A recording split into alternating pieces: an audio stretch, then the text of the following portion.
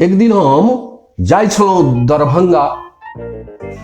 धार पथ पार कऽ कऽ जखने पुवारी टोल गेलहुँ तऽ देखै छी जे सड़के पर दूटा महिला बुझू बाक युद्ध कऽ रहल है।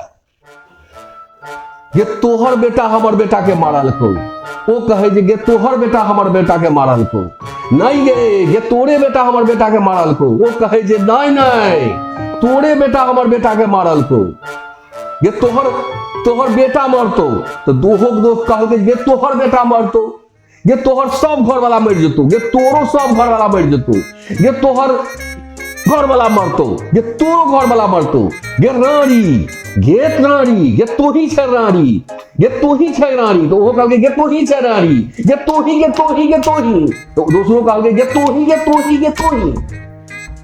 एतबे में बुझू जे दुनू के घर वाला एलै आ देखलकै दुनू के महिला के लड़ाई होइत, दुनू लाठी लेल आ लाठी आनि कऽ दुनू एक दोसर घर वाला के कपार पर मारलक धड़ाम।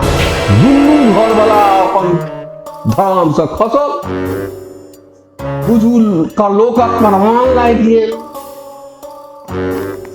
ततबे में एकटा बूढ़ बुजुर्ग ठाढ़ भऽ कऽ कहलखिन यह अही ठाम कहलकै जे टेंगरा पोठी चाल दिए रोहुक सिर विषय।